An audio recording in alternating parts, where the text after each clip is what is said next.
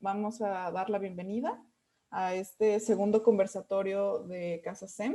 Me presento, mi nombre es María Fernanda Sánchez, yo soy la coordinadora del programa cultural de Casa SEM. Para los que no nos conocen, Casa SEM es una asociación civil sin fines de lucro en Guadalajara, Jalisco, que básicamente lo que trata de hacer es luchar por el derecho a un medio ambiente sano a través de distintas áreas. Agradecemos especialmente a la red de IPEN por habernos prestado esta cuenta de Zoom para poder tener este conversatorio. Para los que no la conocen, la red de IPEN es una red de asociaciones alrededor del mundo. Está en 124 países y básicamente lo que ellos buscan es un futuro libre de tóxicos. Nosotros somos parte de esta red, entonces pues agradecemos muchísimo que nos hayan apoyado con este espacio. Y bueno, les voy a platicar un poquito cómo va a ser la dinámica de esta noche. Ustedes tienen todos sus micrófonos y sus cámaras apagadas. Esto es para que la red no se sature, pero como ven, pueden utilizar el chat que tenemos en la misma llamada. Por esta ocasión, todas las preguntas y comentarios se van a hacer al final de la presentación y pues ténganlas ahí guardadas para dárselas a nuestra ponente. Y por último, antes de comenzar, les voy a hablar un poquito de qué vamos a ver en este conversatorio y les daré una pequeña reseña curricular de nuestra ponente. Muy bien. En este conversatorio se abordará de manera general los puntos más comunes de exposición a sustancias tóxicas en la vida cotidiana, partiendo de las características que hacen que una sustancia sea considerada tóxica, sus posibles efectos en la salud y los medios de defensa a nivel nacional e internacional que existen para disminuir su exposición. Y bueno, de nuestra licenciada Lucía Ávila Sandoval, ella es egresada con mención honorífica de la licenciatura en Derecho por la Universidad de Colima y obtuvo el Premio Ceneval al Desempeño de Excelencia EGEL en el año 2016. Lucía forma parte de una firma legal como abogada especialista en Derecho Urbano y Ambiental. Cuenta con una experiencia probada en el área de Derecho Ambiental y Urbano, resultando dichas áreas en las que se ha desempeñado durante toda su carrera profesional. Cuenta con experiencia en la subdelegación jurídica de la Procuraduría Federal en las de Protección al Medio Ambiente, lo que le otorgó la experiencia en el sector público, privado y social debido a los diversos voluntariados que en manera ambiental ha ejercido. Y de hecho, como pequeño dato, justamente la licenciada estuvo un tiempo trabajando en nuestra asociación, ayudándonos con ciertos procesos legales que estuvimos haciendo en materia de derecho al medio ambiente sano.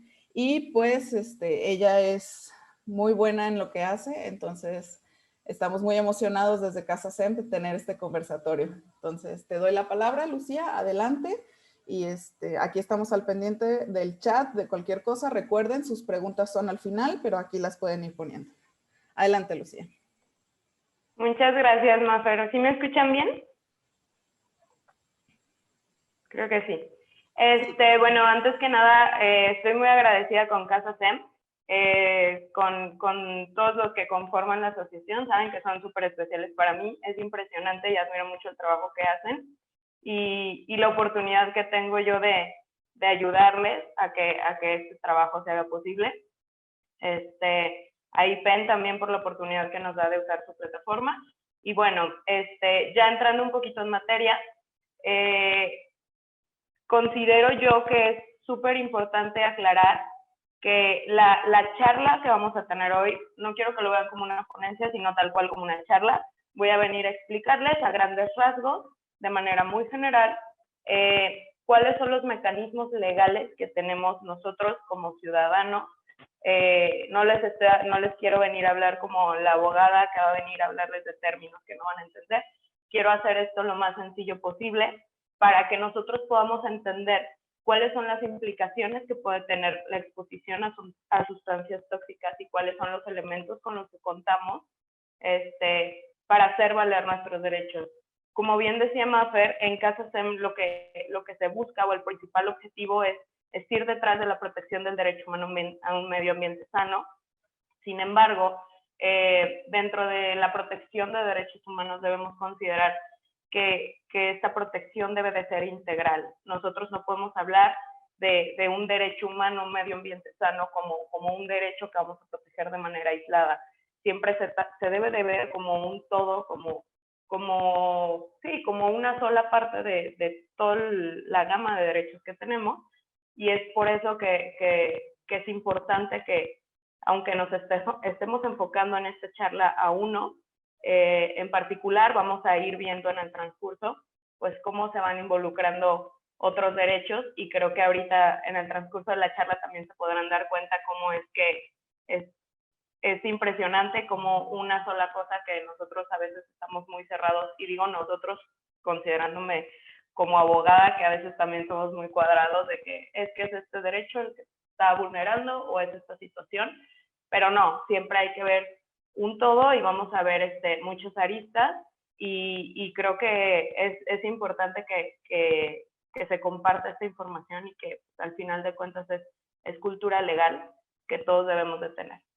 Entonces, las preguntas van al final, y siéntanse libres de preguntar lo que sea. Si no sé, con toda certeza se los voy a decir, pero lo investigamos, porque todo puede pasar.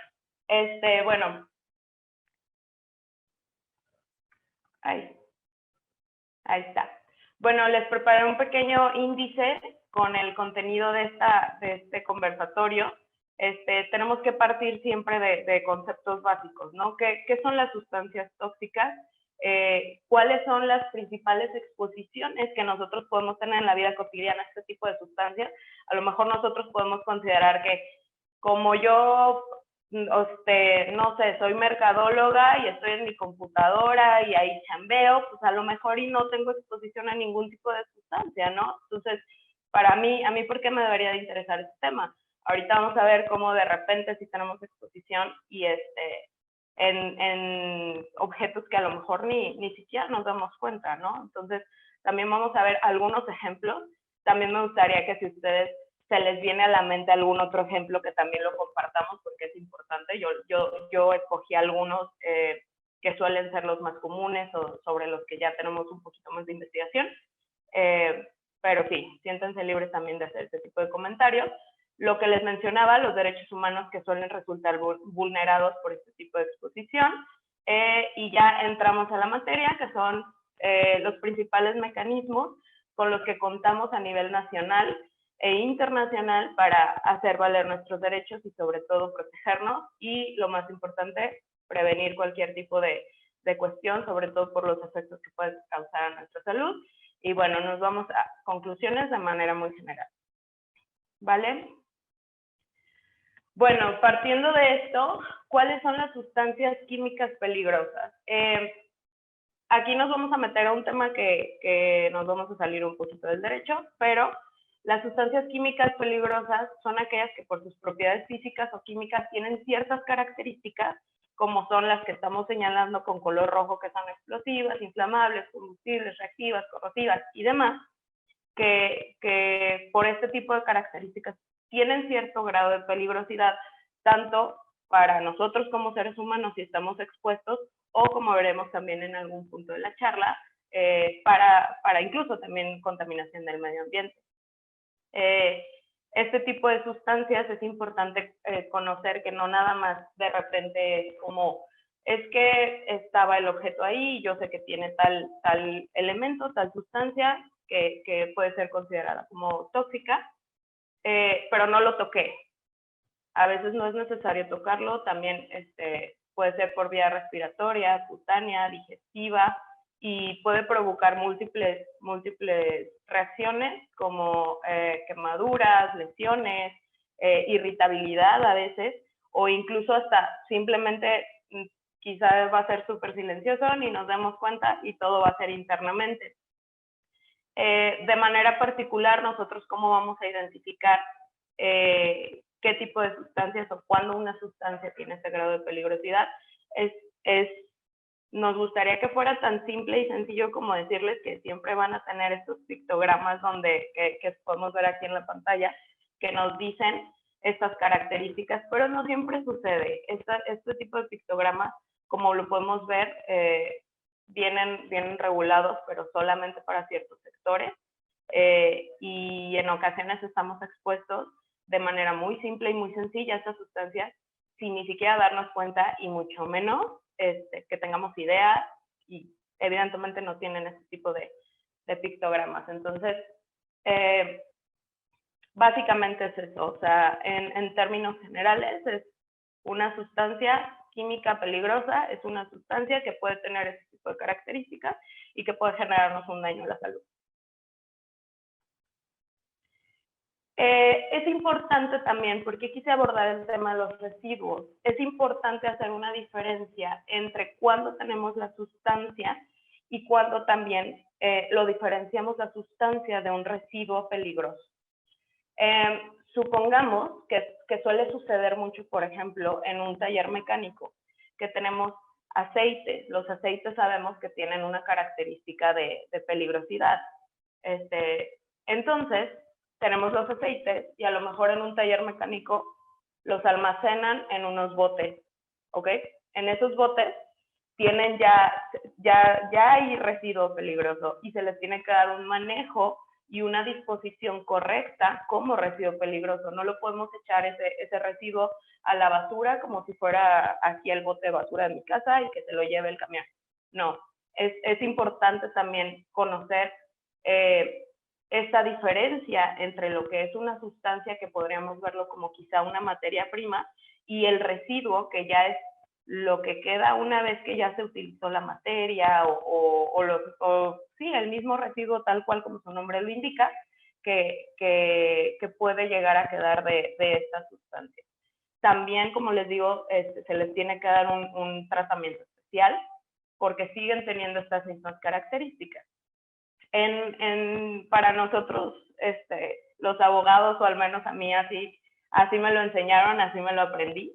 Creo que es muy común también que nos aprendamos cuáles son las características de este tipo de sustancias por las siglas CRETIP que les puse por aquí, que son aprendernos que las sustancias peligrosas o residuos peligrosos son aquellos que tienen las características de corrosividad, reactividad, explosividad, tóxicos, y los biológico-infecciosos, que los biológico-infecciosos también entran como peligrosos y suelen ser, por ejemplo, los desechos que a lo mejor incluso en un estudio de tatuajes, en un consultorio médico, todas las jeringas y todo eso son residuos considerados peligrosos también.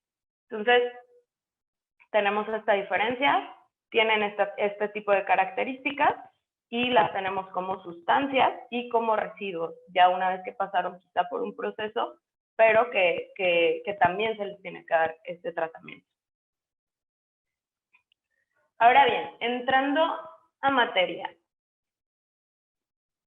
Como les decía muchas veces, la regulación en general, como los pictogramas que vimos en la diapositiva anterior, suele ser como obligatorio que se tengan estos pictogramas, pero en centros de trabajo o a lo mejor ya cuando hablamos de manufacturas y demás. Pero realmente a mí, que yo estoy aquí sentadita trabajando y que yo voy a mi chamba y me regreso, a mí en qué momento de la vida yo voy a estar expuesta. O sea, a mí qué me importa, pues sí nos importa, o sea, sí deberíamos de interesarnos al respecto, porque realmente estamos expuestos en diversos puntos. Aquí, como les mencionaba, les puse unos ejemplos que son los más comunes y en los cuales también he tenido oportunidad de trabajar junto con casas en investigación al respecto.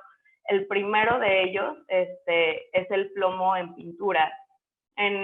No quiero decir nombres, cualquier pintura que a lo mejor nosotros vamos y compramos para pintar cualquier cosa que nosotros queramos en la casa, incluso a veces puede ser una pared, un mueble, demás, tienen plomo. Hay pinturas que tienen alto contenido en plomo. Hay cierto contenido que sí está regulado por normas, que dice que deben de tener ciertas partes por millón, que es la unidad que se utiliza para medir el plomo, para que no sea tóxico completamente para nosotros. pero de todas maneras tienen contenido en plomo. O sea, uno cuando se va a imaginar que por estar pintando su cuarto, su casita, sus muebles, pues va a estar expuesto a este tipo de cosas, ¿no? Pero es una realidad y sucede y me encantaría decir que es algo que se está erradicando, pero no. Hay muchas marcas comerciales que la verdad sí se han puesto a chambear mucho en eso y que ya no es el caso, pero realmente hay muchas marcas ahí afuera que pues siguen con cantidades fuera de este límite de partes por millón que imponen las normas. Otra cuestión también es el manejo y gestión de las televisiones analógicas, que también es un tema que fue muy controversial por ahí cuando fue el apagón analógico, no sé si recuerden. En este caso, las televisiones analógicas tienen ciertos compuestos que son considerados como sustancias tóxicas, y aún así el mismo Estado no les da el manejo como residuos peligrosos, se les da un manejo como residuos de manejo especial, que ahí ya me estoy metiendo en otro tema, que es también tema de otro conversatorio, pero es importante, como les decía, que le demos a las sustancias el manejo que deben de tener. Entonces, esa es la cuestión en este punto, ¿no? Que a lo mejor nosotros, digo, si alguno sigue teniendo una televisión analógica en casa, ahí tienen una fuente de a lo mejor exposición a una sustancia peligrosa y no lo sabemos. ¿Y cuánto tiempo tuvimos una televisión de estas en casa y ni siquiera lo sabíamos? El manejo y la gestión también que se le da a las baterías, las pilas estas de las marcas que quieran para su mouse, para lo que sea, también se le tienen ciertos metales pesados para funcionar y se necesita darles un manejo especial. No sé si de repente han visto que incluso en algunos Oxxos hay contenedores para que vayas y eches tus baterías, porque se necesita darles una correcta disposición. ¿Cuál es el tema con esto? Si nosotros echamos baterías a la basura, en el bote de basura en mi casa, esto se puede ir a un relleno sanitario. En el relleno sanitario va a quedar en el piso, las sustancias se van al suelo, del suelo pues ya contaminaste el suelo, se puede ir a aguas subterráneas que después nosotros nos vamos a tomar. Entonces, es un ciclo del que hay que ser muy cuidadosos en cuanto a gestión de estos residuos, ¿no? Hay lámparas también a la fecha que hay algunas, hay muchas opciones ya, pero de todas maneras hay lámparas que todavía tenían alto contenido en mercurio y no sé si sepan también, pero estos termómetros donde los agitamos también funcionan con mercurio, ¿no? Entonces, también tenemos ahí una fuente de exposición y cuántos de nosotros no tenemos ese tipo de termómetros y demás en nuestras casas, ¿no? Los inmuebles construidos con asbesto, hay casas a la fecha que están construidas con asbesto. A la fecha ya no suele suceder que los inmuebles que se construyen desde cero, o sea, las casas que se construyen desde cero se construyan con asbesto, con este tipo de material porque es muy tóxico, pero hay casas a la fecha que son casas viejísimas que fueron construidas con este tipo de material, que es súper tóxico. Ahorita les estoy dando como las situaciones generales, pero ahorita vamos a entrar un poquito también de manera general a cuáles son los posibles efectos que tienen en nuestra salud para irnos en este orden y que podamos ir entendiendo todo, perdón. Retardantes de flama bromados en plástico, que estos son unas sustancias que de repente le ponían a los juguetes, y fue muy sonado en su momento que los cubos de Rubik, como el que les puse por ahí, tenía retardantes de flama, o sea, estaban compuestos de ello. Entonces, o sea, vemos como si de repente, aunque nosotros consideremos que no estamos expuestos, sí lo estamos, y en muchas cosas, y no nada más nosotros como adultos ya que podemos tomar una decisión, ¿no? O sea, estamos hablando que en juguetes, en pintura, estamos expuestos. También, regresándome un poquito para hacer énfasis en la gravedad de esto, hay algunos estudios que que creo que ha colaborado incluso casos en EIPEN, en donde se acreditó que incluso los juegos infantiles, los que hay en el parque, la resbaladilla y todos estos, la pintura que tienen tenía contenido en plomo, ¿no? Y cómo no, pues llevamos a los niños, a los sobrinos, a quien sea, y van y se suben y luego la mano a la boca y, o sea, realmente es como, mi objetivo es crear esta alerta de que realmente tenemos exposición, aunque a veces no queramos, nos cuidemos, pero la falta de información hace que esté ahí, ¿no? Y obviamente de mecanismos efectivos de prevención. Otra cuestión que ya es algo que suele ser muchísimo más evidente, pues es la exposición que puede haber en centros de trabajo, ¿no? Hablando ya de industria, que utiliza estas sustancias químicas como, ya sea como materia prima o como parte de elementos para poder hacer sus funciones y pues que son un riesgo constante para los trabajadores que están expuestos. Lo que les mencionaba ahorita que les comentaba el tema de las baterías, ¿no? Que de repente también una incorrecta gestión de las sustancias y de los residuos puede llegar incluso a contaminación de agua, que es agua que nosotros podemos llegar a consumir de alguna manera, o con la que podemos estar en contacto, que por ejemplo es el caso del río Santiago, ¿no? Que los habitantes presentan cuadros de algunos problemas de salud en particular. Y realmente no es que ellos vayan y beban el agua, simplemente es el contacto. Lo que les decía, no es simplemente que vayas y toques o te tomes el agua, o no, a veces incluso es por la misma ingesta, por las vías respiratorias, por contaminación atmosférica.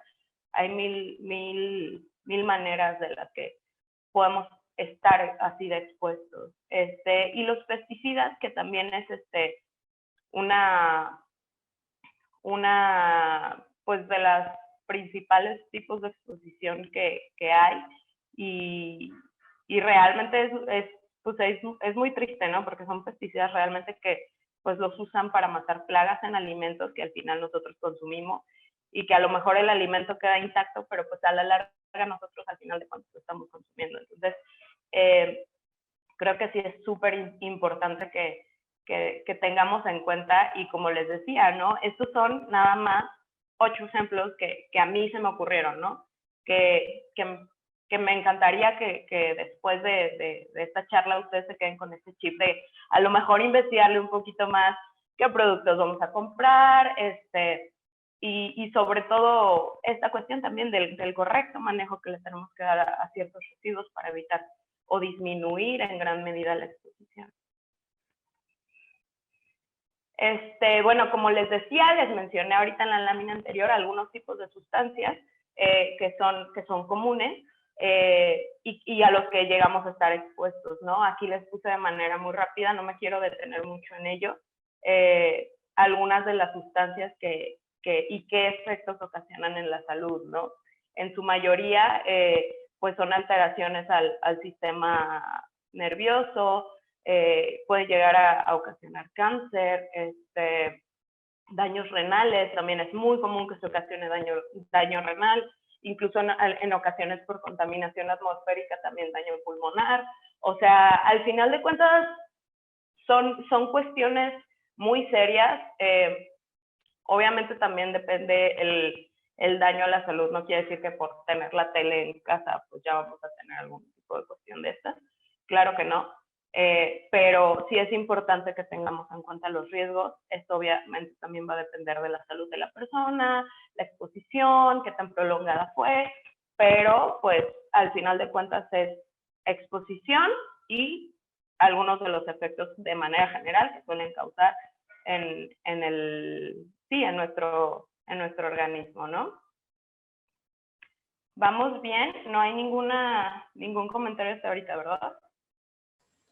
O sea, no de preguntas, pero todo bien. No de preguntas, pero una persona sí decía de los focos ahorradores, como tú mencionabas, que también son un medio para nosotros estar en contacto con estas sustancias tóxicas. Y también Luis nos comenta también lo tóxico, los productos de uso personal, constituyen una fuente de exposición a químicos, principalmente aquellos que son de dudosa procedencia, como aquellos que se venden en el tianguis. Claro, claro, es por eso que les comentaba, ¿no? De repente nosotros nos alborotamos y queremos comprar cosas porque a lo mejor sale más barato, pero al final de cuentas no sabemos a qué nos estamos exponiendo. Me acuerdo cuando trabajamos en el proyecto de pinturas con plomo, que había algunas pinturas que ni siquiera las pudimos comprar con el etiquetado, ¿no? Entonces, hablando solo de pinturas, ¿cuántas veces nos vamos y compramos cosas a granel? Y no quiero decir que esté mal, ni quiero satanizar, pero hay que informarnos de dónde viene. El problema no es que nos lo vendan así, el problema es que nosotros no tenemos este respaldo de saber de dónde vienen nuestros productos. Entonces, es ahí el punto. Podemos comprar las cosas como nosotros queramos, en el método que nosotros queramos, pero siempre sabiendo o indagando un poquito más qué riesgos estamos asumiendo y el origen de nuestros productos. Bueno, muchas gracias, Masa. Continúo. Ya ahorita que ya pasamos por definir qué tipo son estas sustancias, cuáles son los efectos, cuál es la exposición que podemos tener. Bueno, les puse este pequeño mapa de cuáles son los derechos humanos que podríamos considerar que son vulnerados, ¿no? Partiendo como centro del derecho a la vida. Es importante que nosotros consideremos y tengamos en cuenta que una vulneración al derecho a la vida no se debe de considerar nada más como de, me morí, ya, se vulneró mi derecho a la vida hasta que me muero. No. También se constituye como una vulneración al derecho a la vida cualquier disminución en la calidad de esta. Una disminución en la calidad de esta serían efectos adversos a la salud por exposición a una sustancia tóxica. Obviamente el bien mayor que queremos tutelar en materia de derechos humanos es la vida, pero para poder cuidar de esta, pues tenemos que cuidar de los demás derechos humanos, ¿no? Como les mencionaba, los derechos humanos debemos de verlos como un todo, como una gama de un todo en el que no podemos decir que de repente vamos a proteger un derecho humano y dejar el otro y pues ni modo, no, es de manera integral y de hecho son principios que vienen en la propia Constitución y a nivel internacional ni se diga porque se adoptó de ahí. Pero sí, estos principios donde pues nosotros sabemos que estos derechos pues, se tienen que tutelar de esta manera, ¿no? O sea, de forma integral, como un todo. Bueno, considerando esto, evidentemente, bueno, uno de los derechos que más se vulneran por este tipo de exposición es el derecho a la salud, ¿no? Como ya lo vimos, yo creo que sería de los principales. ¿Qué tal el derecho a un medio ambiente sano? Que como lo mencionaba, pues es una de las vertientes más importantes para nosotros en Casa SEM, ¿no? ¿Por qué el derecho a un medio ambiente sano? Porque no nada más implica un daño a la salud, sino también estas sustancias tóxicas no nada más están causando daño a nosotros como seres humanos, también pueden causar un daño al medio ambiente y ese daño al medio ambiente de manera evidente nos va a ocasionar ciertas restricciones en nuestra calidad de vida. Derecho a la integridad física, claro está, como les mencionaba, una disminución en todas nuestras capacidades y en toda nuestra salud también implica una alteración en nuestra integridad física. Un trabajo digno, considerando esta parte donde les mencionaba las personas que de repente trabajan, que sí están obligadas de manera explícita a trabajar con este tipo de sustancias, y algo que de repente no tenemos mucho en cuenta, que puede ser el derecho a la información, ¿no? Que va muy de la mano a lo que nos comentaba Luis ahorita, ¿no? Lo que hablábamos hace unos minutos. Nosotros tenemos el derecho de estar informados de dónde provienen nuestros productos, qué cantidad de sustancias tienen, y de repente también es importante que nosotros tengamos esto en cuenta como un derecho que podemos ejercer. Evidentemente aquí me estoy quedando muy corta en hacer esta semblanza de los derechos que pueden ser vulnerados, porque podemos sacar una infinidad más, porque les digo, todos están de la mano, por decirlo de alguna manera, pero sí suelen ser los que están más presentes y sobre todo los que deben ser atendidos, por decirlo de alguna manera, de manera más urgente, porque son los que ya conllevan directamente a lo mejor una gravedad, una urgencia y daños irreversibles. ¿Ok? Es importante para mí poner aquí esta pequeña anotación que le puse para que no se me fuera, respecto al principio precautorio, ¿no? Al principio precautorio dentro del derecho ambiental lo que nos dice es que siempre debemos de vigilar o estar previendo que no esperarnos a que el daño sea causado, ¿no? Y ya ver qué hacemos y cómo lo reparamos. No, siempre es prevenir. Siempre tenemos que estar viendo por la prevención y evidentemente la exposición a sustancias tóxicas es el principio precautorio debe ser nuestra máxima. La legislación a nivel internacional y nacional debe de observar este principio en el que nosotros tengamos que prevenir la exposición. Sí debemos de tener regulación en la que, ok, ya estamos expuestos, cuáles son los mecanismos que tenemos para acceder a justicia, pero siempre considerando que este punto es cuando ya la prevención nos falló. Debe ser un paso antes, o sea, en derecho ambiental así sucede, es como se debe de hacer, porque regularmente los daños que se sufren en la salud o en el medio ambiente, pues es muy complicado que puedan repararse y llegar o permanecer en el estado en el que estaban antes de que el daño sucediera. Entonces, por eso se pugna mucho por el principio precautorio. Bueno, los principales mecanismos de defensa, tenemos mecanismos de defensa a nivel nacional e internacional. No quiero, porque ya vamos a pasar a lo que no nos gusta, que es el tema del derecho y las leyes. No quiero que hacérselos muy pesados, quiero hacerlo lo más digerible posible. Igual a mí me interesa que saliendo de aquí se queden con la idea de cuáles son las principales autoridades a las que ustedes pueden acudir, o si no acudir ante quiénes pueden buscar información. Es mi objetivo y que sepan que hay mecanismos. Obviamente, quizá para ya ejercer algún mecanismo de esta clasificación, ustedes ya tendrían que buscar asesoría profesional, pero es importante al menos que tengamos el conocimiento base de que esto existe para que podamos tener esta iniciativa, ¿no?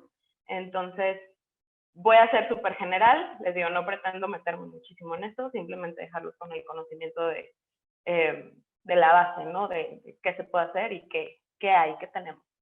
Entonces, a nivel nacional, partiendo de esto, tenemos las autoridades administrativas, partiendo como autoridades administrativas, poniéndoles el ejemplo para que se regresen tantito a sus clases de primaria, secundaria, donde nos enseñaron la división de poderes del poder ejecutivo, legislativo y judicial. Las autoridades administrativas son estas autoridades que dependen del poder ejecutivo, que suelen ser de repente las secretarías, ¿no? Que son como Semarnat, la Secretaría de Salud, la Secretaría del Trabajo, que es Agarpa, las que quieran, todas las que ustedes conocen y ven a los secretarios en la tele y demás. Son autoridades administrativas, dependen del Poder Ejecutivo y son aquellas que pues, se van a encargar de regular y de vigilar el cumplimiento de las leyes, pero siempre dentro del ámbito administrativo. Y bueno, también vamos a tocar un poco las autoridades judiciales, porque también podemos acceder a mecanismos judiciales, donde ya estamos hablando, como bien lo dice el nombre, del Poder Judicial, donde ya estamos hablando de un juicio, y que claro que se puede iniciar, ¿no? Por este tipo de cosas. Y bueno, los internacionales, donde vamos a ver un poquito de cómo sucede la dinámica, y sobre todo la solicitud de medidas cautelares, que es un mecanismo que tenemos al alcance, pero que es un poquito, mucho complicado acceder a él, pero es posible. Y aparte es tardado, pero bueno, vamos a partir de ahí. Les puse aquí de manera rápida cuál es la legislación aplicable. Evidentemente no es toda la legislación que nosotros tenemos en el país, ni es toda la legislación que regula el manejo y disposición de estas sustancias, no lo es. Hay un mundo más, pero sí son las más importantes, o al menos son considerando el tipo o la exposición a la que me estoy enfocando en esta charla, las que sí debemos de tener en cuenta, ¿no? Que es obviamente partiendo de la Constitución, todos los derechos humanos que hemos enumerado, aquí los tenemos, Constitución y tratados internacionales. Ley General de Salud, Ley Federal del Trabajo, la famosa Ley GEPA y la Ley General de Prevención y Gestión Integral de Residuos. Aquí puse en un pequeño recuadro las normas oficiales mexicanas y las normas mexicanas, que son normas de carácter técnico, que nos van a decir cómo tenemos que hacer las cosas. Las normas oficiales mexicanas, que así tal cual la sigla es NOM, a lo mejor por ahí en alguna cosa, porque hay NOMs de cualquier materia, las han llegado a ver o a escuchar por ahí.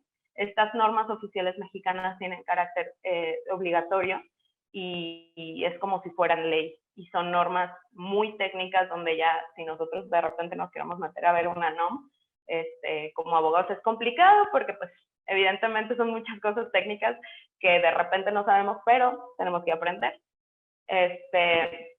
Pero básicamente nos van a decir el cómo hacer las cosas, y las normas mexicanas no tienen un carácter obligatorio, no son vinculatorias, solamente son como para orientarnos de cómo darle sugerencias y demás.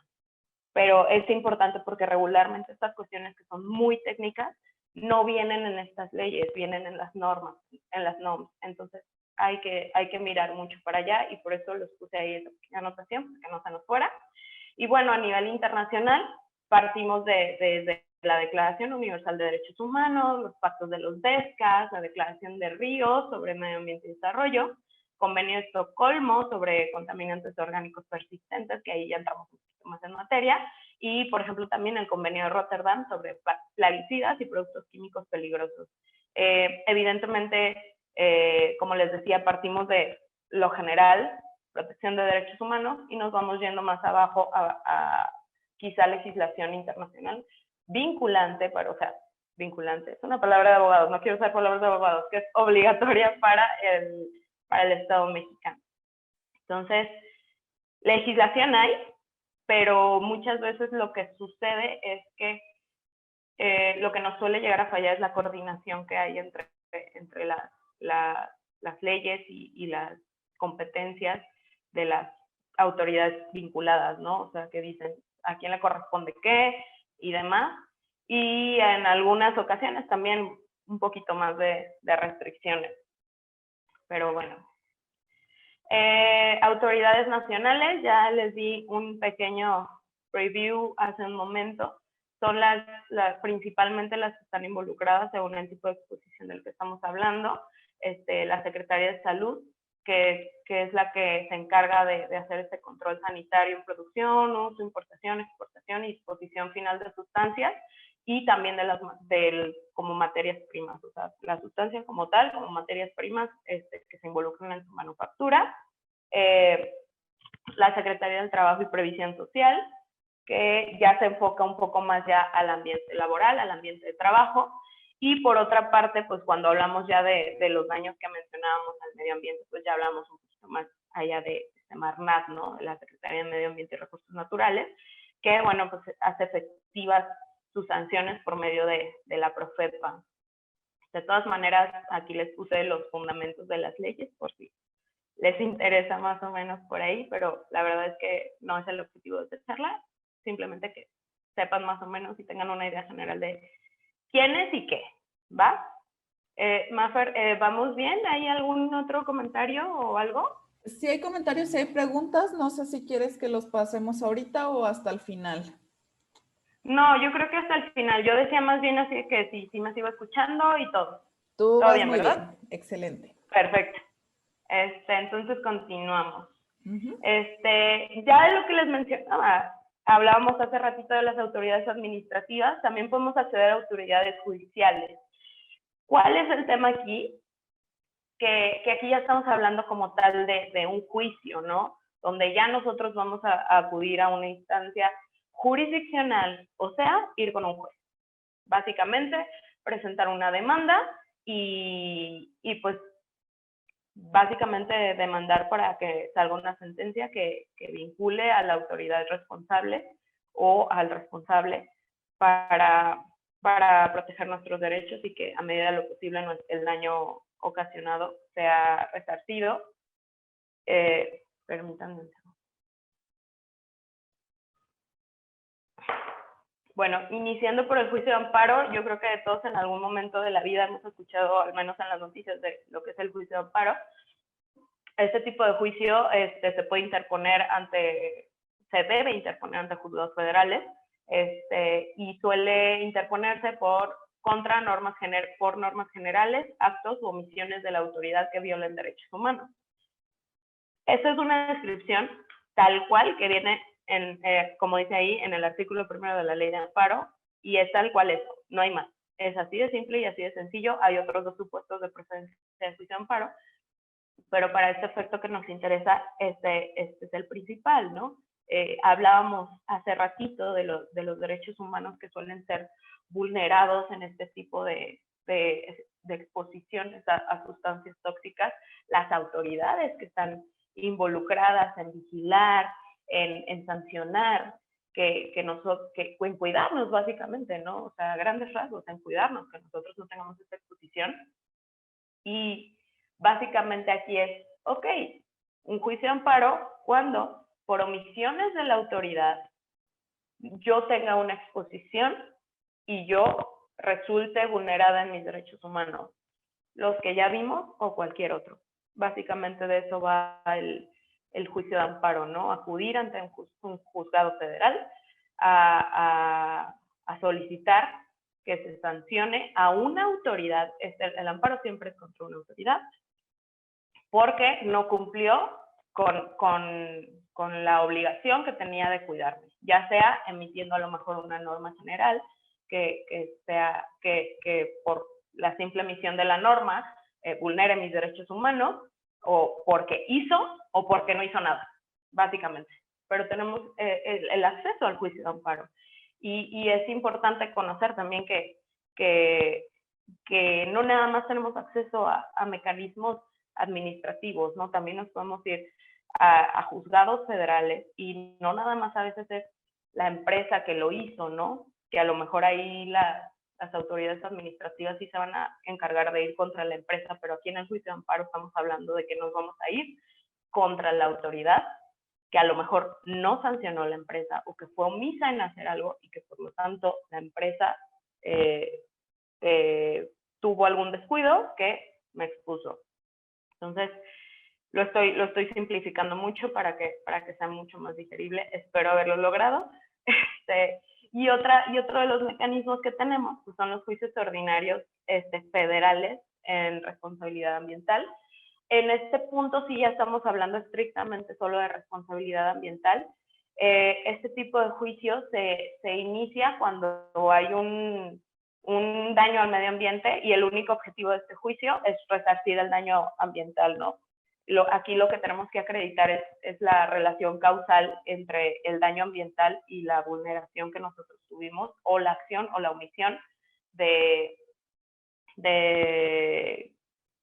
tal cual, ¿cómo les puedo decir? La relación causal de que alguien no le dio una correcta disposición a sus residuos y por lo tanto estuvo este daño ambiental. Esa relación causal es la que tenemos que acreditar, y lo que va a buscar este juicio, que fue un gran paso para el derecho ambiental en México, es resarcir ese daño ambiental. Deja mucho que desear, la verdad, la aplicabilidad de la ley, porque es una ley federal de responsabilidad ambiental, pero la ley está y hay que hacer uso de estos mecanismos. O sea, aunque a veces creamos que sea la primera demanda que se va a presentar, hay que hacerlo. Hay que hacer uso siempre de los mecanismos de justicia que tenemos al alcance. Entonces, estos son los dos tipos de vías judiciales más comunes que podemos tener nosotros para este tipo de exposiciones, pero la verdad, si les soy sincera, sería muchísimo más efectivo irnos por un juicio de amparo que por un juicio de responsabilidad ambiental. Y bueno, hablando de autoridades internacionales, tenemos dos vías. Las dos son muy complejas y quiero que entendamos también el por qué, no es por dar una connotación negativa, pero pues acceder a justicia a través de mecanismos internacionales es complejo porque hay muchas cosas que se tienen que acreditar. Y entre ellas, y suele ser básicamente por la que suelen desechar muchas de estas denuncias, es que primero tienes que acreditar que ya agotaste todos los mecanismos que tenías a nivel nacional, ¿no? A lo mejor ya tuviste que acreditar que ya pasaste por la Semarnat, que ya pasaste por el juicio de amparo, que ya pasaste por todos los mecanismos que estén a tu alcance y que en todos el daño no ha sido resarcido. Entonces ya te vas a una instancia internacional y obviamente argumentando violación a los derechos humanos contenidos en los tratados internacionales que estos mismos organismos vigilan, ¿no?, el cumplimiento. Aquí, por ejemplo, les puse el ejemplo del Comité de los Derechos Humanos de las Naciones Unidas como organismo que vigila el cumplimiento del Pacto de los Derechos Económicos, Sociales y Culturales. En particular de este pacto, lo puse ahí de todos los demás pactos, porque es el que más nos serviría para el caso, porque estos derechos de los que estamos hablando entran dentro de los DESCA, y ambientales más alto, porque son derechos económicos, sociales, culturales y ambientales.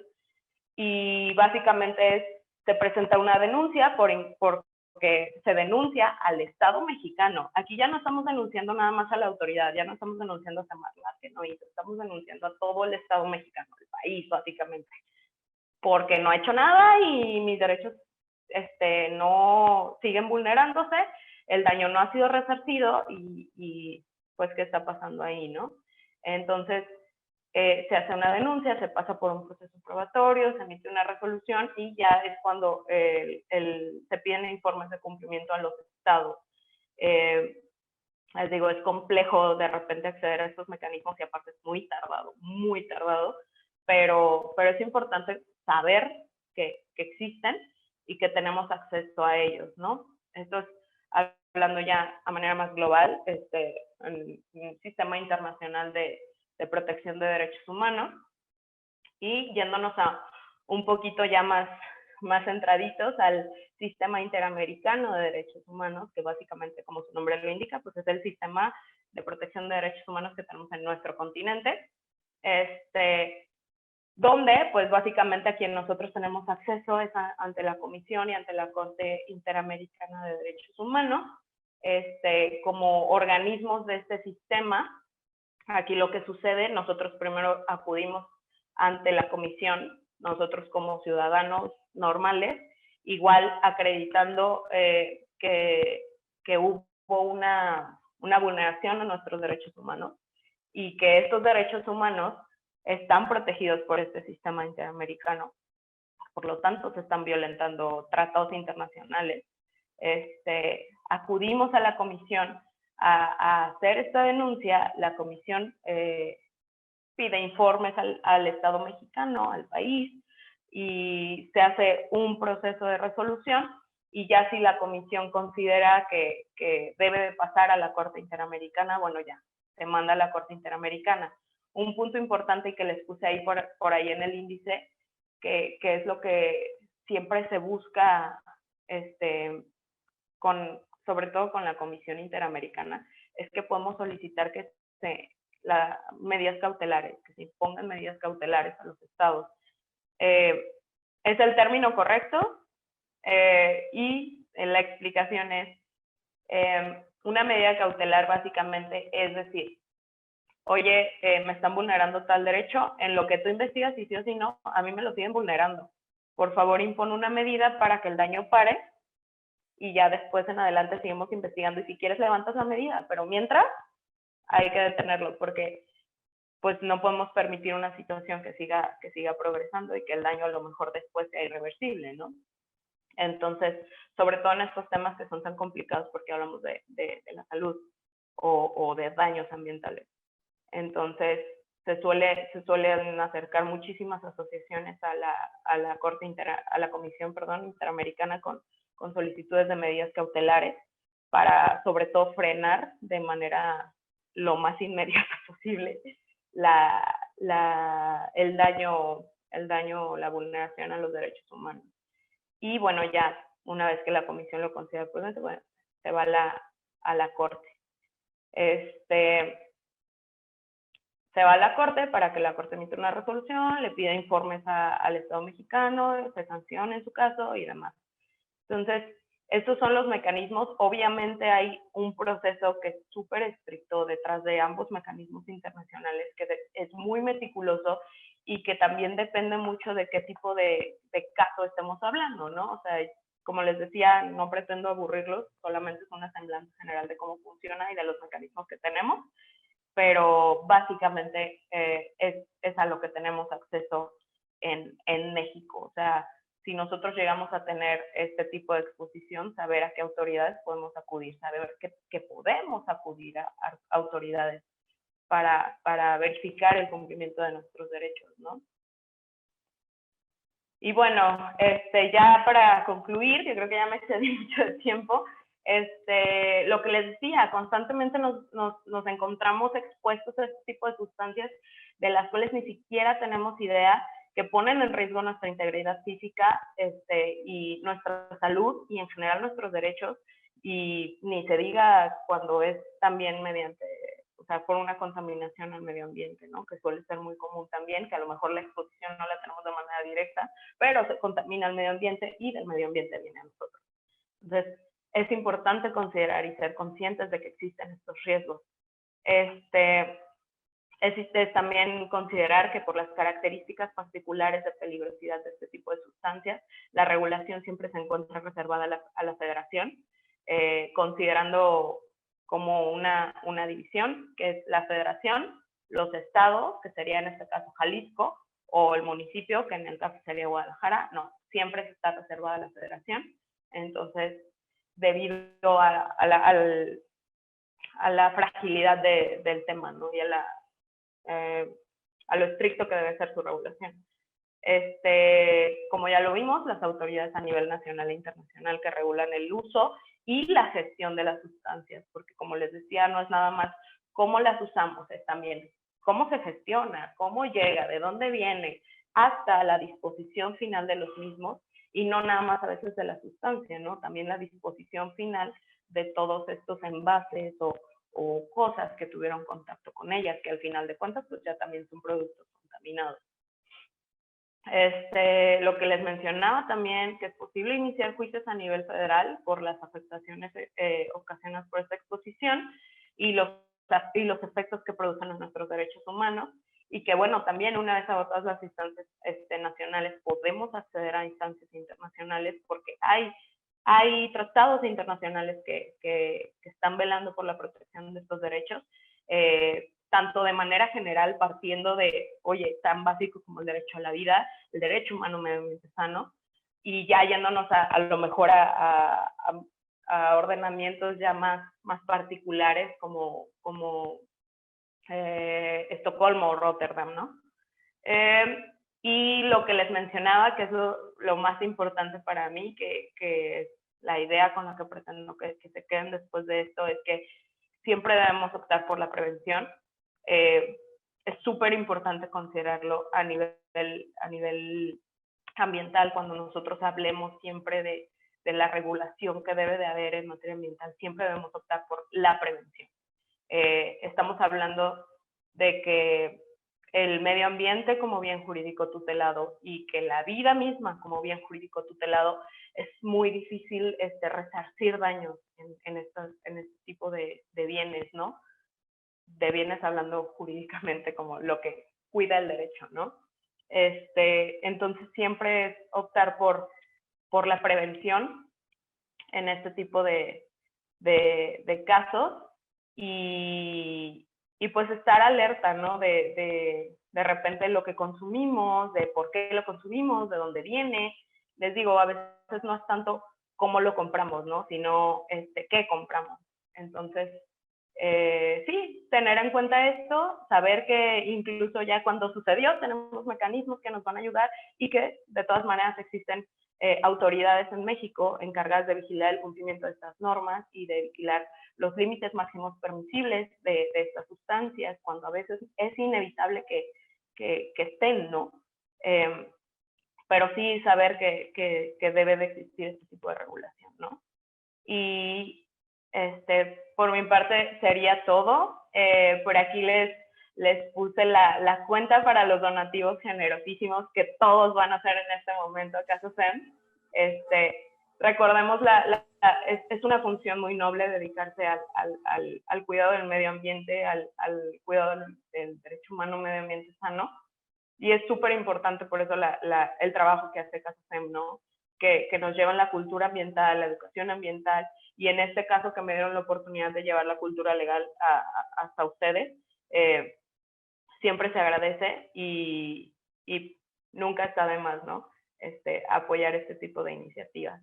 Y pues bueno, tienen mis datos de contacto por si quieren algo, y pues nada, por mi parte sería todo. Muchas gracias, Lucía, y muchas gracias por el comercial. Siempre es muy bienvenido que pues ayuden a que nosotros como asociación podamos seguir haciendo lo que estamos haciendo, y pues ciertamente pues también los recursos económicos son escasos y siempre son muy bienvenidos cuando llegan para pues seguir trabajando y seguir haciendo lo que estamos haciendo día con día. Entonces, muchas gracias. Entonces, vamos a pasar ahora a la parte de preguntas. Las voy a leer yo y pues Lucía va a empezar a contestar. Vamos a empezar con una que hizo Sergio. Dice, al parecer el problema es que si no sabemos de los riesgos hasta que hay efectos, dice daño, enfermedades, etcétera, ¿cómo hacer para plantear el asunto de manera preventiva y no reactiva en materia de penal, correctiva y restitutiva? Disculpe. Sí, generalmente lo que sucede en estos casos es que, partiendo del derecho a la información que nosotros tenemos, que les puse por ahí en esta diapositiva, ¿no? Partiendo de ahí es donde nosotros vamos a tener elementos para ver qué mecanismos vamos a activar. Es muy complicado que de repente nosotros como ciudadanos conozcamos de verdad toda esta información. Es por ello que tenemos autoridades que están encargadas de vigilar y de cumplir este tipo de cosas. Sinceramente es un tema es un tema cultural, o sea, es un tema de derecho a la información, que nosotros debemos estar informados de esto y de este tipo de sustancias a las que nosotros podemos estar de repente expuestos.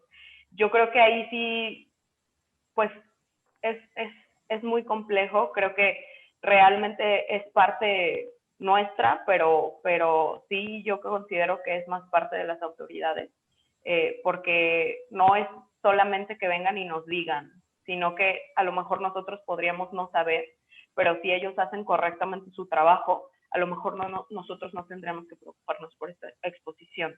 Entonces, es una pregunta muy complicada, pero es una situación complicada y realmente, pues también es una situación muy realista. Entonces, pues realmente es un poco de ambas partes, ¿no? De nosotros conocer, pero sobre todo de las autoridades de cuidarnos y en su momento de informarnos.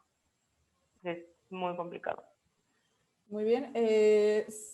Sofía, nuestra directora de la asociación, está pidiendo hablar, entonces le voy a dar la palabra. Adelante, Sofía, ya puedes prender tu micrófono. Mientras Sofía prende su micrófono, voy a leer un comentario aquí sobre lo que estabas contestando, Lucía. Dice Kenia, es un tema cultural y también de avance científico, puesto que actualmente existe conocimiento que antes no, y así será con los años. Claro, totalmente. Y considero que es un súper ejemplo lo que les mencionaba de la construcción con asbesto, ¿no? Pues en su momento era lo que se hacía y en algún momento obviamente salió esta información que claro que se la debemos a divulgación científica y que ahora conocemos los efectos que puede ocasionar en la salud, y gracias a eso se pudo pudo frenar esto, ¿no? Entonces, totalmente de acuerdo, o sea, es un tema cultural, es un tema cultural de divulgación científica, de divulgación de cultura legal y sobre todo esto, ¿no? Que a lo mejor nosotros como ciudadanos no vamos a tener los medios de acceder a esta información, pero las autoridades son quienes nos tienen que cuidar de ello. Entonces, sí, es un tema bastante complicado. Ya estoy aquí. Hola. Adelante, Sofía. Hola. Sí, respecto a la primera pregunta, también hay un derecho que es el derecho a saber. Nosotros tendríamos, si este derecho fuera respetado, tendríamos, más bien las empresas tendrían la obligación de, al poner un producto en el mercado, hacer una lista exhaustiva de las sustancias que contiene, pero no solo hacer una lista exhaustiva que nosotros podamos ver, sino que nosotros podamos entender cuáles de esas sustancias pueden dañar mi salud. Y les pongo un ejemplo de un proyecto que también trabajamos. El talco mineral, el talco que usamos con los bebés cuando les cambiamos el pañal, pues pareciera que es totalmente inofensivo. Bueno, lo que ha sucedido es que en últimas fechas en Estados Unidos ha habido miles de demandas por mujeres con cáncer de ovario, si no me equivoco, por usar el talco, porque el talco en contaminación cruzada tiene asbesto. Y el asbesto son como pues unas pequeñas fibras que se van incrustando en los órganos, y en este caso específico en los ovarios, y entonces empiezan a crear pues ciertas carnosidades que se convierten en cáncer. Hay miles y miles de juicios en Estados Unidos donde a través de procesos legales se ha podido comprobar el daño que vincula la exposición al talco con asbesto con una enfermedad, en este caso el cáncer, ¿no? Cuando nosotros leemos la etiqueta de un talco, parece totalmente inocuo y en ningún lugar dice puede contener puede contener asbesto.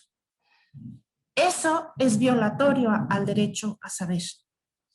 Y desde ahí tendríamos que estar siendo muy vigilantes de que la autoridad obligue a las empresas a decirnos qué cosas hay de peligro dentro de lo que estoy consumiendo. Y no solo que nos obliguen, que obliguen a la empresa a decirnos, sino que también obliguen a la empresa a dejar de usar ciertas sustancias que definitivamente no deberían de estar allí, ¿no? Entonces, digo, si nosotros pensamos en nuestra vida común y en todos estos derechos en relación a la exposición que tenemos a sustancias químicas, podemos pensar en miles y no millones de ejemplos de cómo estos derechos están siendo vulnerados. Nosotros podemos pensar en cómo están siendo vulnerados en México, pero también están siendo vulnerados en muchos otros lados. O sea, son miles de ejemplos en los que podemos pensar donde no estamos siendo protegidos en el derecho a la vida. Realmente tendríamos miles de causales para presentar demandas de amparo, ¿no? O cualquier otro tipo de demandas. Como muy choqueante saber que existen los derechos, saber que están protegidos por la ley y que no estamos accediendo a ellos. Y ahí nos encontramos con un problema muy serio. ¿Quién va a pagar el abogado, no? Y un abogado que a lo mejor no me va a cobrar por un mes, sino que va a tener que seguir un juicio que me va a llevar 10 años. ¿Cuál es otro problema? Pues que tampoco tenemos jueces especializados en temas ambientales. Entonces nosotros les exponemos un problema súper técnico que además nosotros mismos tuvimos que investigar porque no sabíamos bien. Y llega un juez que no conoce la materia, entonces ni siquiera sabe cómo juzgarla. Sí, tiene que llamar a peritos, pero luego los peritos ¿a quién le van a costar? ¿No? O sea, la cosa se empieza a complicar muchísimo. Digamos que es muy lindo saber que tenemos los derechos, es muy lindo saber que tenemos cierta normatividad, falla, pero existe, para proteger esos derechos, pero el tema es cómo llegamos de aquí a allá, ¿no? Es todo. Ciertamente. Sí, totalmente. Y es lo que mencionábamos, ¿no? De que realmente tenemos ahí donde este punto donde nosotros como ciudadanos comunes a lo mejor no vamos a tener esa información y realmente en quien está en primer término la responsabilidad de cuidarnos es en la autoridad. Y ahorita hablamos nada más de las autoridades del Poder Legislativo y del Poder Judicial, pero también está el poder legislativo, ¿no? ¿Qué leyes tenemos? ¿Qué leyes nos están cuidando? Entonces, sí es un tema muy complejo y sobre todo eso, ¿no? Que cuando ya le fallamos al principio precautorio, cuando ya no pudimos prevenir este tipo de cuestiones, se vuelve complejo el acceso a la justicia precisamente por ese tema que menciona Sofía, porque nos encontramos ante, pues, la verdad, o sea, especialistas del derecho que son especialistas del derecho civil, mercantil, penal, pero ¿qué hay del derecho ambiental, siendo una rama tan especializada y tan técnica? Y que muchos esfuerzos se pueden perder ahí, precisamente porque no tenemos un órgano que nos administre justicia de manera efectiva por el tipo de materia que estamos manejando. Pero sí, completamente de acuerdo con Sofía. Es un reto que nos corresponde a todos. Así es. ¿Tenemos más preguntas? Hugo pregunta, en tu opinión, Lucía, ¿cuál sería el camino más eficaz para hacer que los ciudadanos comunes se protejan de estos riesgos? Y hace como dos planteamientos. A, asegurándonos de que la educación formal incluya específicamente esta información, o B, promoviendo una iniciativa de ley para que todos los productos sean etiquetados adecuadamente para advertir a los usuarios de los riesgos de uso. Un poco como lo que acaba de pasar con la Secretaría de Salud, que empezó a poner estos hexágonos, ¿no? De los alimentos.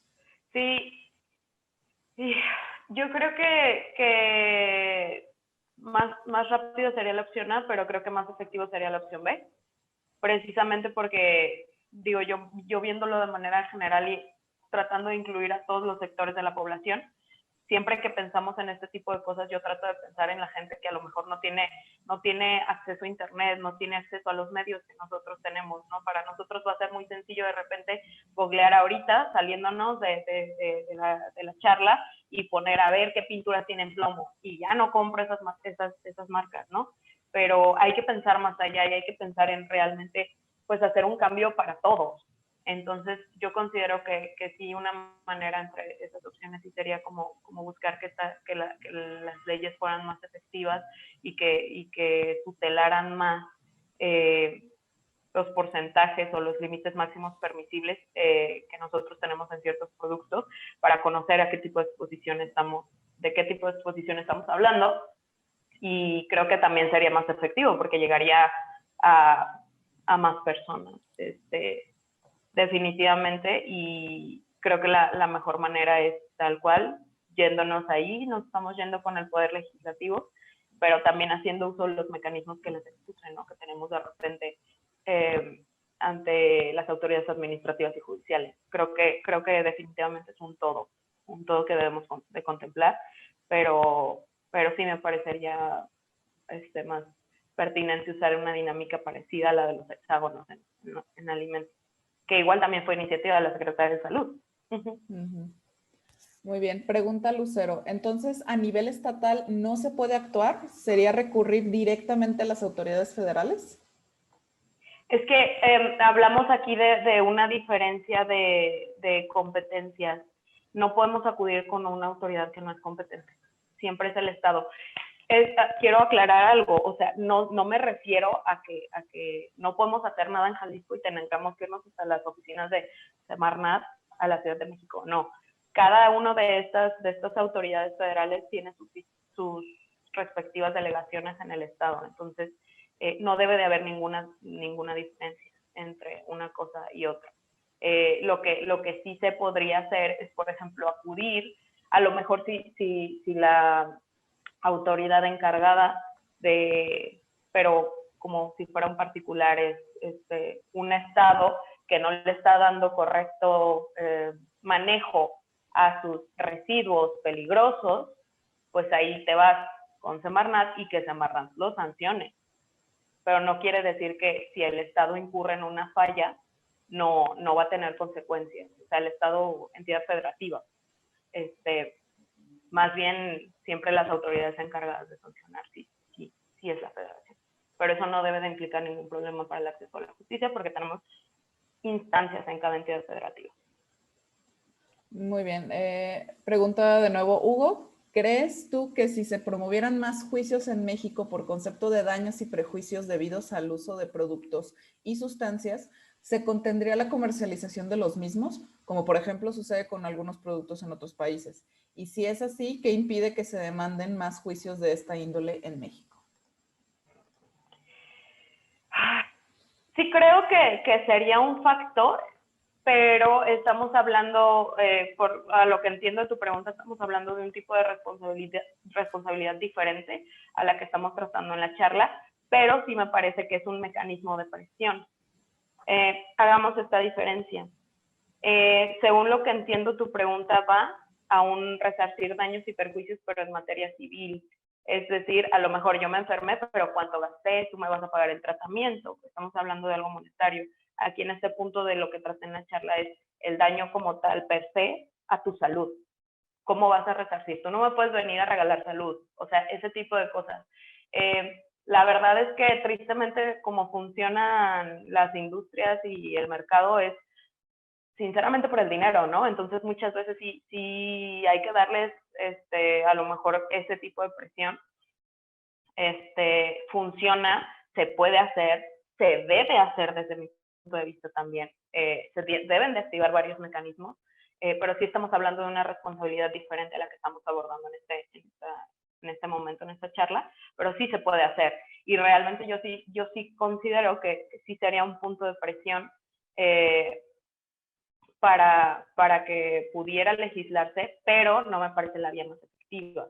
¿Por qué? Porque al final de cuentas, si nosotros estamos demandando ese tipo de cuestiones, estamos demandando a una empresa y se vuelve un conflicto entre particulares, y quienes necesitamos que intervenga en la regulación son las autoridades para regular que esto no vuelva a suceder. En este caso lo estamos convirtiendo en un conflicto entre particulares.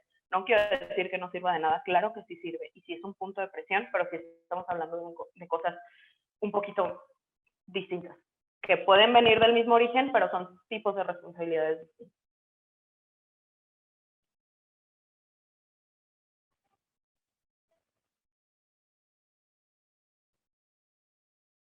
No sé si hay alguna pregunta más. Perdón, yo estaba aquí hablando y me di cuenta que no tenía el micrófono prendido. Discúlpame. No te preocupes. Aquí tengo un comentario de Sergio que dice, bueno, a juzgar por la complejidad y la importancia del asunto, es claro que es necesaria la existencia de organizaciones como CASACEN. Y pues sí, ciertamente pues sí, creo que todos los que estamos aquí entendemos que la labor que estamos haciendo es prioritaria, primordial, y que a veces no se piensa de esa manera, pero realmente lo que hacemos en la asociación, lo que hace Lucía, es vital. Y si no estuviéramos nosotros, creo que estaríamos peor, básicamente. No sé qué piensas. Claro. Lucía. Sí, hay que tener en cuenta que como todo, ¿no? La historia, digo, me voy a meter un poco muy rápidamente, me va a salir rápido a filosofía del derecho, pero como partimos de teorías naturalistas donde dicen, no, es que el ser humano ya nace digno y hace, y entonces ya nosotros por solo haber nacido humanos ya somos. Pues sí, qué padre, pero la realidad así no funciona. O sea, como teoría está bien chido y todo, pero realmente como se ha ganado el reconocimiento de derechos es a través de la lucha social.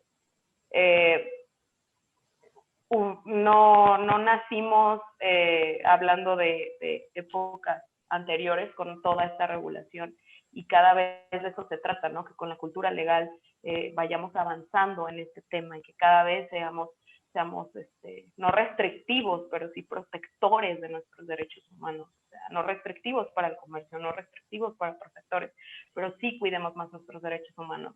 Y realmente todo eso se ha ganado a través de la lucha social. O sea, se ha ganado ese reconocimiento. Quizá esta adherencia que tenemos a la dignidad humana, sí nacemos con ella y estoy de acuerdo, por el simple hecho de ser humanos, pero seamos conscientes también de que el reconocimiento de derechos se ha dado a través de la lucha. Y seguimos en eso en muchos otros aspectos, pero claro. No es tema de este conversatorio. No es tema. Bueno, tenemos 3 preguntas más. Preguntan, ¿qué tan útil sería dar este tipo de charlas en cámaras de comercio y o asociaciones de comerciantes? Realmente sería muy útil, pero sobre todo, o sea, es útil para todos. O sea, yo no distinguiría en a qué se dedica cada quien. Pero entiendo a dónde va dirigido hablando del sector, pero sí considero que hay sectores más prioritarios a los que necesitan conocer esta información.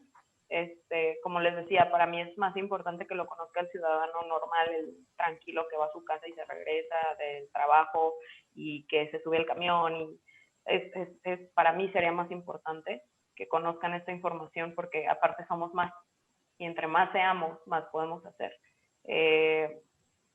Pero sí considero que pues es información que todos deben de tener indistintamente.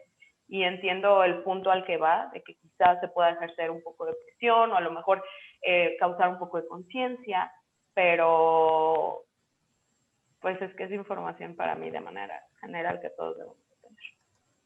Muy bien. En el caso del mal manejo de los monitores analógicos durante el apagón analógico por parte del Estado mexicano, ¿existe en proceso alguna demanda internacional? Y si es así, ¿conoces cuál es su estatus? A nivel internacional no hay.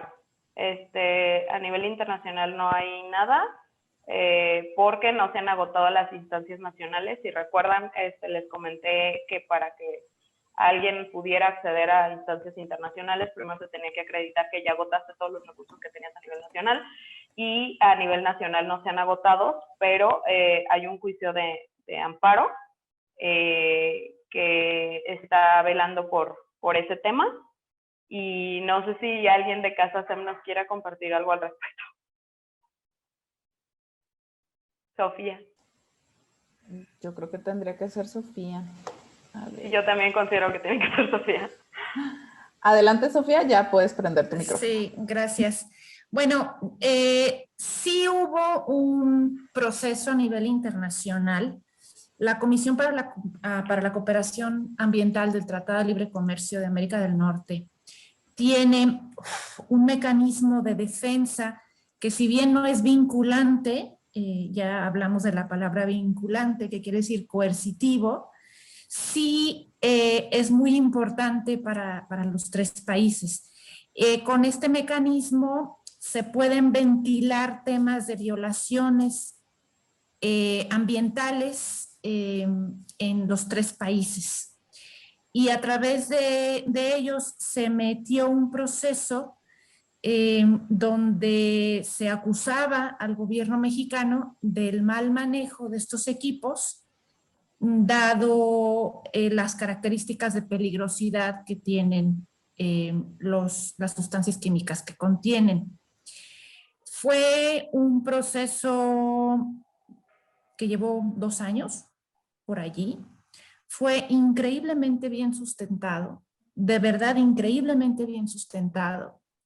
Y me da muchísima pena decirlo, pero durante el proceso hubo un cambio de director de la Comisión para la Cooperación Ambiental y llegó como director alguien que había estado en Semarnat.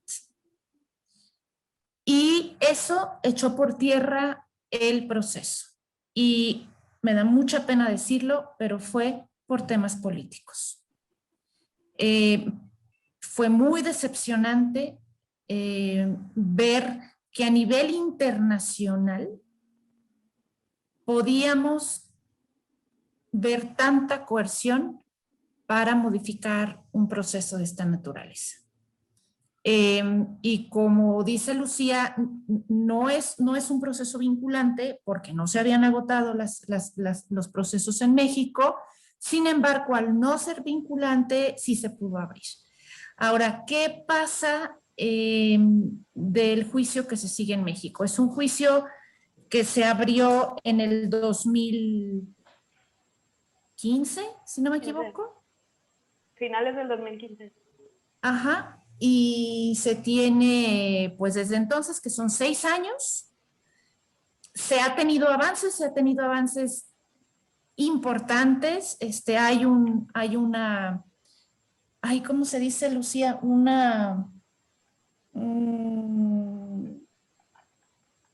Provisional, definitivo, ¿cómo se dice? Una suspensión definitiva. Suspensión.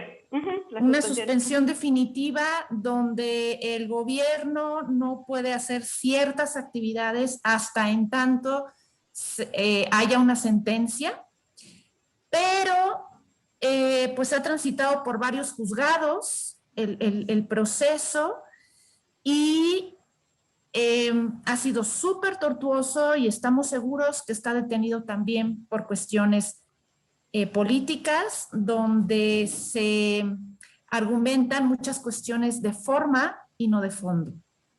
Y ese es otro de los detrimentos que hay en los sistemas jurídicos, ¿no? Que los vericuetos son muy extensos, hay muchas maneras de salirse por la tangente.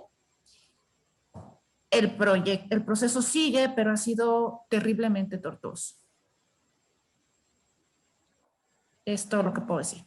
Muchas gracias, Sofía, por el comentario. Pues sabemos que el juicio luego es complicado compartirlo porque pues ciertamente como es un juicio que sigue hasta estos días, pues digamos que en pie, pues realmente luego es complicado como hacer comentarios al respecto, pero es importante que la gente sepa que sí estamos en un proceso legal como tratando de solucionar lo que pasó con el apagón analógico. Bueno, no solucionarlo, ciertamente no. O sea, lo que pasó, pues, pero como bien decía Lucía, pero pues que haya una consecuencia de lo que sucedió. Y bueno, como última pregunta, tenemos el derecho ambiental acerca de su normatividad deberá atender al derecho sustantivo para tener más certeza jurídica hacia cada caso.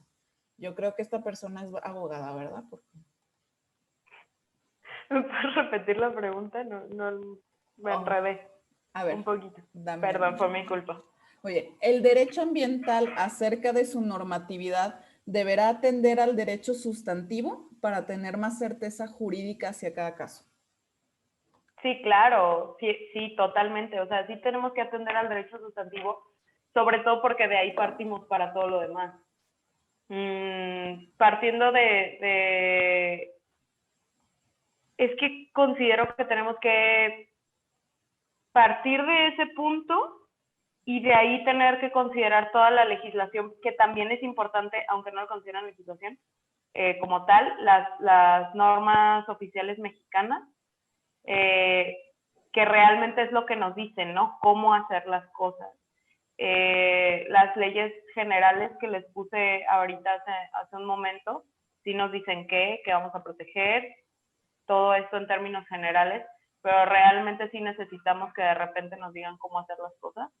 Y les digo, al final de cuentas, cuando son este tipo de cuestiones muchísimo más técnicas, sí suelen venir en las normas oficiales mexicanas o en las normas mexicanas. Pero la verdad es que sí nos estamos quedando cortos en ciertos temas, en ciertas sustancias, o en ocasiones hasta a veces aunque tengamos la legislación, no está actualizada a la realidad actual. Entonces, sí, realmente sí necesitamos poner mucha atención en la legislación y sobre todo en el cómo vamos a hacer las cosas. Sofía, creo que... ¿Puedes hablar, Sofía? Sí, nada más como corolario, decirles que en México no tenemos una ley general de sustancias químicas.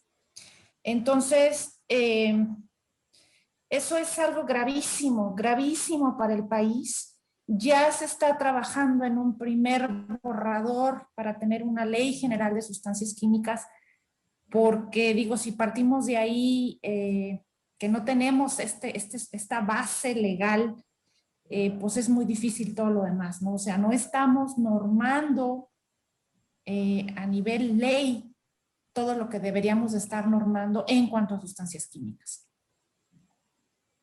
Sí, Ya. claro, y lo más parecido que tenemos, para que, o lo más específico que pudiéramos llegar a tener en cuanto a ley, hablando de una ley general, es la Ley General de Gestión de Residuos, pero estamos hablando solamente de residuos y del manejo que se le va a dar a estos. Sí tenemos leyes que hablan sobre, por ejemplo, la Ley de Sanidad Animal de repente, la Ley de Salud, pero sí tiene razón Sofía, tal cual una ley que tengamos que hable solamente de las sustancias tóxicas, no la tenemos. Entonces, sí atendemos de repente mucho a lo que digan las normas oficiales o las normas mexicanas, pero sí necesitamos también partir de una base, de una ley general que nos diga para dónde, y a partir de ahí que sí surjan las normas oficiales que nos digan cómo, ¿no? Pero sí considero que necesitamos legislación a lo mejor un poco más individualizada en este tema para también hacerlo un poco más vinculante y darle más seriedad a todo este asunto, ¿no? Tomárnoslo un poquito más en serio y a lo mejor quizá también hacerla un poco más, extender la protección a los derechos un poco más y también ser más particulares en cuanto a quiénes son los sujetos obligados dentro de. Así es. Y ya como última pregunta que tenemos, Alejandra Portillo comenta, gracias por la información. Creo que también es importante el tema de las actualizaciones de los límites máximos permisibles de exposición ante sustancias peligrosas que vienen en las normas ambientales. Muchas de ellas se establecieron hace más de 20 años y no han tenido ninguna actualización. No cabe duda que hay mucho trabajo por hacer en la materia. Gracias. Totalmente, que era lo que les mencionaba hace un momento, ¿no? A lo mejor tenemos las normas, pero las normas ya se quedan muy cortas a la realidad actual. Tengo muy presente, por ejemplo, la norma oficial mexicana que regula los límites máximos permisibles de contaminantes en aguas nacionales, para las descargas de industria, ¿no?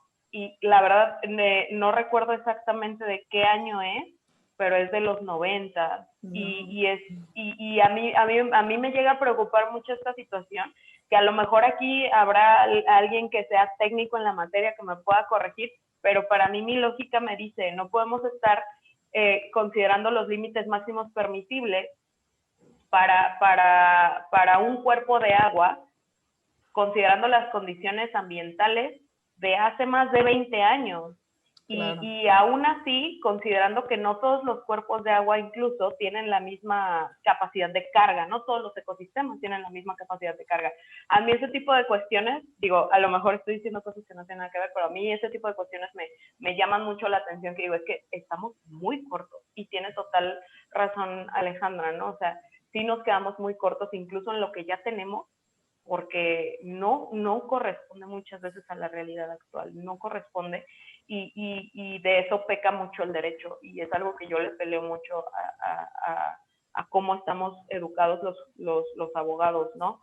Que somos, a lo mejor en otras materias sí es como dice la ley, y así dice la ley, y pues ni modo, o igual y le modificamos o le interpretamos diferente a como dice la ley, pero cuando hablamos de derecho ambiental, sobre todo, no podemos desatender la parte técnica y no podemos desatender la realidad que está ahí afuera, y sobre todo cuando es una realidad que no depende de otras ciencias sociales como podría ser la sociología, antropología y demás, sino que hablamos de que son ciencias ambientales que están ahí y nos están dando resultados que son así de fijos, ¿no? Entonces, sí es súper importante también tenerlo en cuenta. Muy bien, como ya no hay más preguntas, agradecemos muchísimo a Lucía por compartir este espacio con nosotros, a ustedes por haberse conectado y pues su interés en estos temas, porque como bien sabemos no son temas fáciles, pero el saber que hay gente que está interesada, que viene y se conecta y quiere hablar de estos temas, pues nos da mucha esperanza dentro de Casa SEM, sabiendo que no estamos solos en la lucha, que todavía habemos muchos queriendo seguir por estos caminos y lograr grandes cambios en nuestra sociedad. Y bueno, ya para terminar, los invitamos a seguir nuestras redes sociales. También tienen ahí las redes de Lucía en caso de que tengan alguna duda o algo. Pues ahí está disponible para ustedes. Y pues invitarlos a apoyar nuestro trabajo compartiendo nuestro contenido. O pues ya saben, aquí Lucía nos hizo favor de poner esta hermosa diapositiva. Si tienen la oportunidad de realizar alguna donación, será muy agradecido y pues esto nos ayudará a cumplir y a continuar con nuestra misión. Entonces, pues de nuestra parte es todo. Muchas gracias. Lucía, no sé si quieres decir algo más. No, nada más agradecerles muchísimo a Casa SEM por el espacio y por seguirme considerando dentro de la preciosa familia que son. Y pues nada, que espero que les haya movido algo la información que les compartí. Hay un mundo detrás de todo esto que la verdad no es el punto agobiarnos todos, pero sí despertar esta parte y esta inquietud, ¿no? Y sobre todo que si logramos despertar esta parte, que se acerquen a Casa SEM para que sepan que se puede, que hay por dónde y que pues es un trabajo también muy, muy precioso. Muy bien, muchas gracias a todos. Gracias Lucía nuevamente y pues buenas noches. Esperamos verlos en nuestras siguientes actividades.